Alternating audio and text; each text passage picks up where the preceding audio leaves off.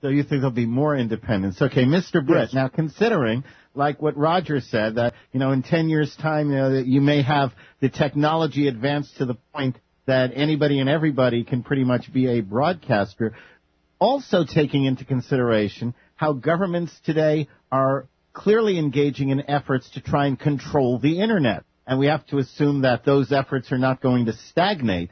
In 10 years, do you think broadcasters in general will have more or less independence than they have today? Oh, well, I mean, they'll definitely have less if there is, an Internet still going in 10 years, because I can see bad things coming, to be honest. I think within 10 years we're going to see a collapse of the Western economy, and who knows what's going to, come after that. But if there is still an Internet, functioning, then I think there's going to be, there's going to be a completely controlled Internet, and people like myself are going to be underground. We're going to be developing systems that are not on the main, in the mainstream. Basically, we're going to have to go underground to spread this message of resistance. And 10 years time, I mean, I just think so much is going to change, like Roger said, and it's not going to be a positive change, to be honest. So you tend to think we'll have less independence as broadcasters. How about you, Raylene?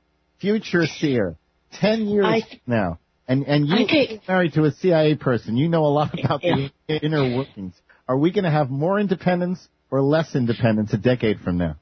I think we're going to have far more independence because there is already a working Internet, not part of our United States government, but offshore, that all of us will be able to tap into. So if they try to control us on one, we're going to another. If this other one something happens to it, there'll be another one created. I believe in 10 years, I think right now we're going to see a whole new financial economy coming. We'll probably see gold backing all currencies. I mean, this is the end of the fiat money. The Federal Reserve is bankrupt. The international bankers that live in the city of London, most of them are bankrupt also. It's just paper that they've got. They have no real assets anymore. They don't own the gold. Other people own the gold. And they're, the royals that sit on the thrones right at the moment. Sorry to interrupt, but I mean, do you point the finger at Wall Street, or is it all towards the British, the City of London and the royal family in Britain? Yeah, what about Wall Street? Wall Street is part of the international bankers. I mean, I thought everybody knew that. Wall Street and the CIA are part of the all I hear from you is Britain, the City of London, the British, and stuff like this, and it's just. But if you would watch a film called The Three Cities, you will find that London is the financial city, the Vatican is the religious city, and Washington, D.C. is the military city. We are the world's Gurkha soldiers these days, but the orders come out of the city of London, and that's just the way it is. Well, Osama bin Laden, if I can just interrupt, Osama bin Laden and the Al-Qaeda folks put out what I call a white paper. I think they called it a manifesto on the United States government and the global financial community.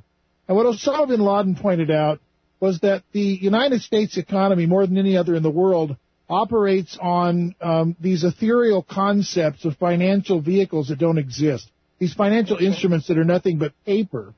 And you can't operate on a fraud like that. And so I think that the Al-Qaeda folks or whoever was behind and there are several theories, I suppose, on what happened at 9/11. But whoever was behind it had the impact that ultimately did destroy Western financial democracies. I mean, the effects that we're feeling today are a direct result of the exposure of the fraud of these financial instruments. And so you can credit or discount the folks who blew up 911, but they exposed the fraud. And Mr. Britt, I don't think anybody here or anywhere who knows anything about these issues would even suggest that it's all the British. Okay, however, that's all I'm hearing from this lady. What I'm hearing is that if you go up the pyramid, of who's feeding who, ultimately the financial movers are in Britain. That's what she's saying, I believe. And that is exactly what And that's fair. Oh, absolutely fair. Okay, there's no question about that. Well, that's an interesting thing. Where do you think it ultimately ends? Does it end with one body someplace, like in England or in Wall Street, or is it some? No, I don't think that. No, Illuminati type group that's scattered everywhere. I think you have opposing forces. I don't know if you guys have ever read Quigley's work, like Tragedy and Hope, or if you've read any, like the book on the trilateralism movement.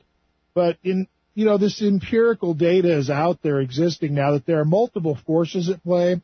You have old wealth, which comes from Europe, primarily Great Britain, but you also have new wealth, which is part of the dynamics of the United States and the growth of the USA in technology and other fields of financial interest. So you have these opposing forces. There's one group that thinks it's the Zionists that are doing it. It's another group that thinks it's the British royals that are doing it. Other groups think the Pope's in charge. I think that when you look at this, it is a quagmire. But when you look at the diversity of powers that are out there struggling to overtake one another, I think we have a world war going on at a much higher level than we're cognizant of, that we recognize or understand. I think we're just not privy to it. Yeah.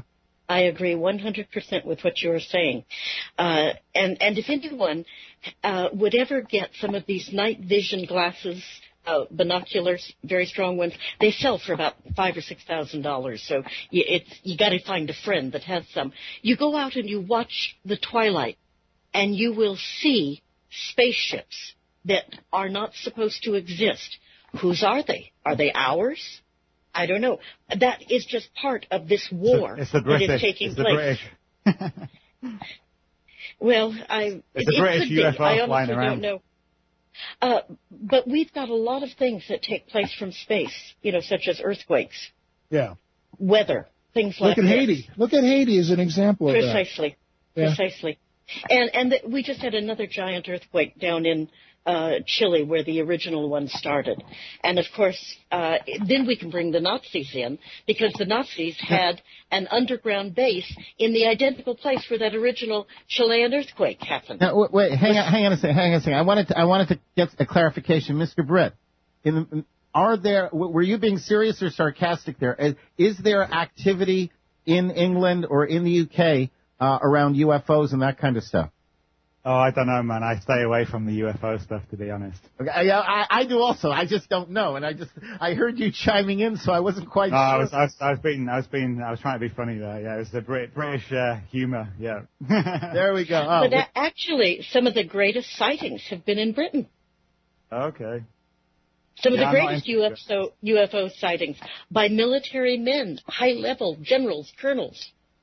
Okay. People that aren't supposed to have crazy minds. And let's not get off on that particular tangent right now. We don't really have enough time. We're kind of down near the end. And what I'd like to do is ask each of you if you would make a final comment of some kind. And let's start with Mr. Britt.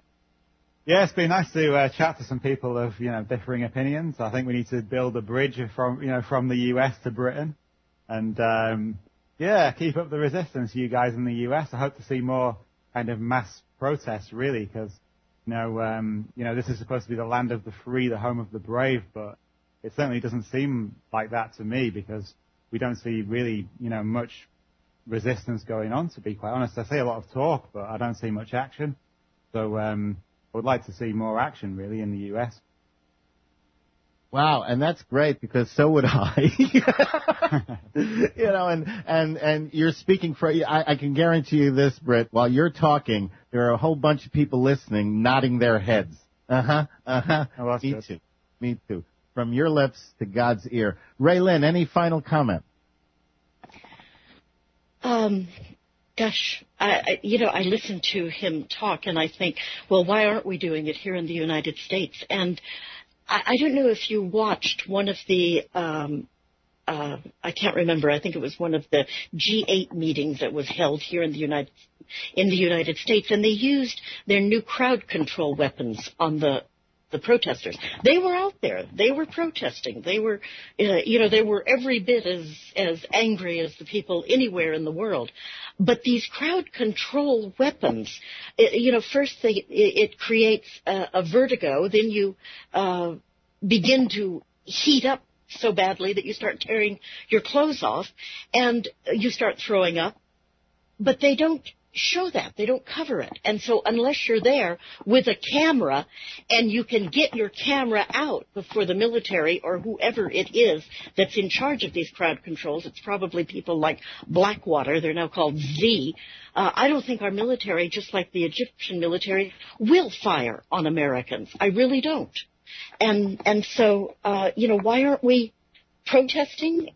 It's because we've got crowd control weapons that can cause such massive injuries inside you that if you come out of the protest alive, you're going to be lucky. And you have to remember, there's always going to be weapons to control crowds, and they're always going to be intended to hurt people. Ultimately, if you're going to stand up, you're going to have to stand up against some kind of weapon. Roger, final thoughts, final comments. Sure. Well, first I'm going to respectfully disagree with Ray Lynn because I'm the guy who sent a shot around the globe when I interviewed a 29-palm soldier on my radio show in 1994 who announced that, yes, American military would kill Americans. They will follow their orders no matter what. And the guy was wrong. He was a student at the Naval Postgraduate School. Hang on, we can't do it. All right. Well, we can get together again, you and I, Ray Lynn. But let me just say this. Americans are rushing down to Cheapy Mart, loading their cheapy cart filled with Chinese-made plastic goodies that they will then displace at home, put in their garage while their $70,000 worth of automobiles sit out in the rain and snow and rot. Americans have lost their freaking minds, I'm sorry to say. And they are now focused on tattoos, piercings, sex, drugs, and stupidity. And they have been dumbed down and turned into sheep. And that's what they are. And the only way that will ever really resolve that is if they get hungry. And I'm afraid if they get hungry, they'll just eat their neighbors. So it's a frightening time for America, and I hope and pray that we'll find a solution, but I seriously doubt it. Well, I want to thank my panelists for being part of today's show. Raylan Allen, Rumor Mill News, Roger Fredenberg, The Regular Guy, regularguy.com, and Mr. Britt, Resist Radio.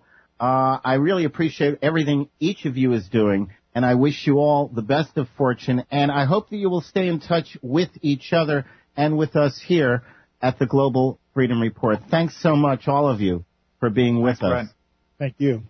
Thanks a lot, man. Thank you, and we appreciate your being with us. Thank you all.